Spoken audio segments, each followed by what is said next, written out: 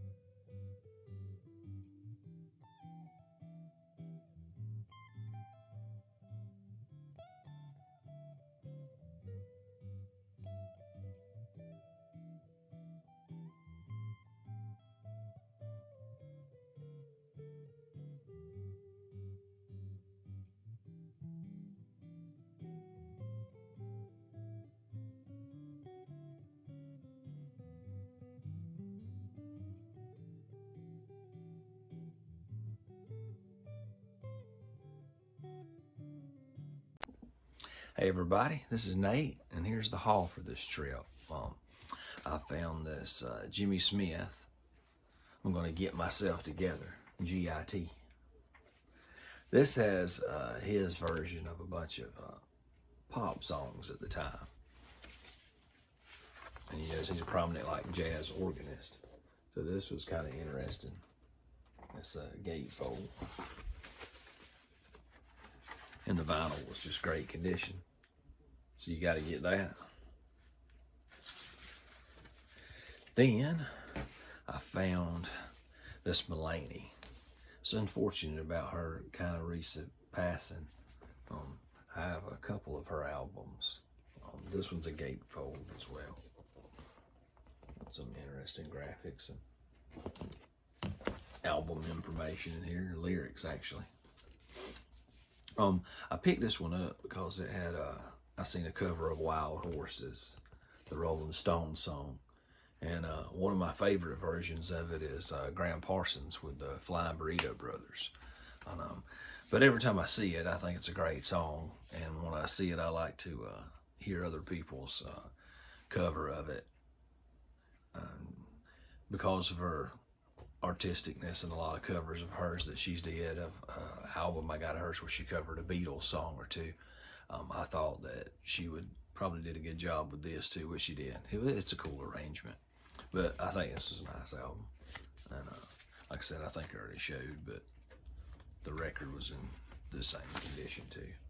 Perfect. It did have an inner sleeve with this one too.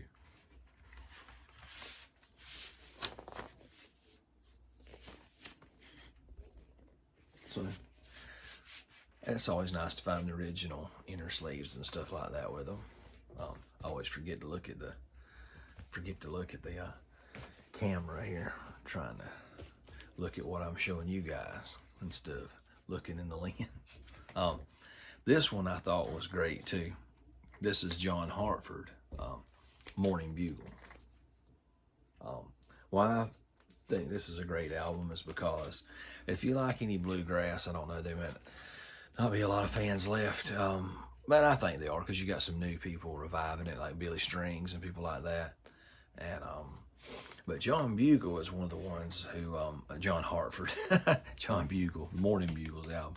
John Hartford is one of the guys who kind of started what they call that newgrass movement, which took these bluegrass instruments and gave them a little pop feel and some more intriguing chord progressions that was outside of, the kind of standard 3-chord theory that a lot of original roots bluegrass was in up to that point, and odd rhythms to go along with those different chord progressions. So the first one that he's credited with that really set the movement off, especially according to Sam Bush, if you look it up, was a aeroplane, which like his face with one of those flying helmets on a solid white album.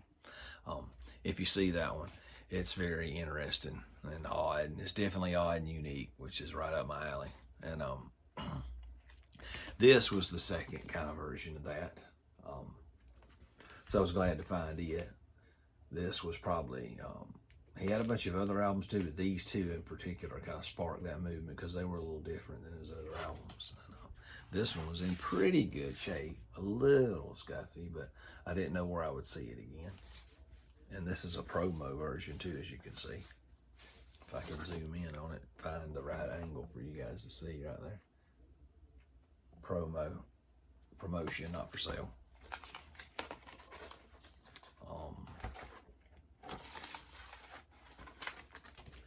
And last but not least, I finally found, well, I won't say finally, I find a few from time to time, but I found a real rare, authentic, unique, odd 45. Using that same method we've been talking about for months now. It's a solid color parallel lines. I was flipping through a little stack that I didn't get to film in another store, other than the two that's filmed on here. It's kind of a last stop, last minute in a hurry thing, and I really wished I could have got that because it was wouldn't expect it, because there couldn't have been any more than like 100 45s in that stack or less. And a couple of those albums came from that area too. The John Hartford did out of that same booth in that one. And I'll go back and record there some more in a couple booths. But this one, I was flipping through there and really didn't expect to find it. And nothing like this. But this is the Jaguars. It's called Chevy Shutdown. And it's a single. This was like radio station copies, kind of like a promo, even though it's not labeled that. That was sent out, so there wasn't many copies made. And what's kind of interesting about it is it sounds like, I should say, they like ripped off 4 or 5 bands and songs. That's kind of how music is, though. It's kind of all meshed up. But this one's kind of obvious. It's got "Go Chevy Go, Little Chevy Go" is the chorus. So it's got a little Chuck Berry. It sounds like Johnny B. Good. Mixed in there, it sounds like the Beach Boys Shutdown song, but this is called Chevy Shutdown. So if you mashed up a couple of those songs like that, you kind of get this. But it's real surf sound, and it's surf music. And there's Just Out of Luck is on this side. But this one, as you can see, is in real good condition too. I found a few before I showed y'all in my specials where I was doing just the searching for rare and unique stuff. And I found, like a George Pep, but it had a slight warp and fairly scuffed up labels. So, but as you can see, this one is in actually great condition. I mean, it's not mint by no means. It's a little ring wear, but everything's legible, everything's clear. There's no writing. There's no major scuffs or scratches. It plays fine. So I was ecstatic to see this. I really didn't know what it was when I found it. I assumed it was some kind of surf. And I was kind of on a surf kick. You saw me in probably the last video or two find a surf one or two. And I didn't have much surf music, so except for Beach Boys. So I was finding some of the other bands. So I saw this and got it because of that, and then got to doing my research on it and realized it was kind of one of those rare and unique records. So, actually found one. A little background on it is I was probably able to find it because they're pretty much local to the South Alabama region and North Florida and Georgia. They're local to that region. When I got to looking them up, and I'll glance over here at my computer for a few notes, they were from a town called Chapman, which is right above just a few miles of Georgiana, which is, as some people may know, the city Hank Williams was born in, was Georgiana, Alabama. And so maybe this is a little musical area of Alabama, who knows? But these guys were from Chapman. And a little short story there is this said original band members of the Jaguar band left, let's see, I lost my spot. Original members of the Jaguar band was Willie Bruto Purdue, Gerald Black or Jerry Sellers, Dale Sellers, and James Rabbit Williamson. And it says, Rabbit told the story of how the Jaguars played at the Civic Center in Panama City. Rabbit said the Jaguars won a talent show in Evergreen, Alabama that sent the band to Panama City. And not too long after that, Dale went to Nashville.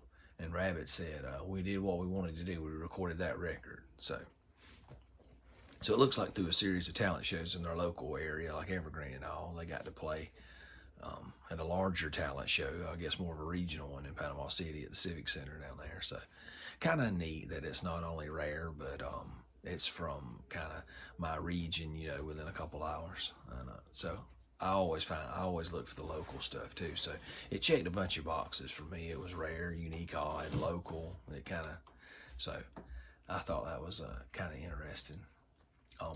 And I'll put some links below here too. That's what I was just looking at. There's this Gold Mine Music Collectors magazine did a article on like the 10 rare surf 45s, and I'll try to, maybe it won't be copyright hit, but I'll put it somewhere up here. A little screenshot of the start of the article. They put a graphic up there, and in that graphic is actually this Chevy Shutdown record. So it's on that list. And so I thought it was pretty interesting too when I was doing this research.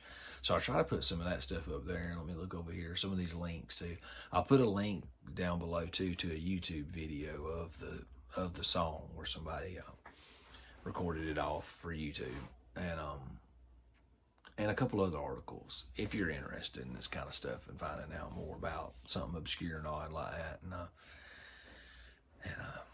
And that's pretty much it. That's what I was able to find on this trip. Like I said, you never know what you're going to find. You just got to really stick to it and dig and look. And, you know, you're not going to find them all the time, you know, even when you're picking, you know. And I look more in antique stores and stuff. If I see some good yard sales and stuff, I'll stop at them too, or an estate sale. But most of the time I'm at, you know, antique stores or some thrift stores and stuff. And you really got to dig and look to find some stuff in there that, you know, somebody probably overlooked and didn't know was valuable. But anyway, thank you guys for watching, and please like and subscribe, and we'll catch you on the next video.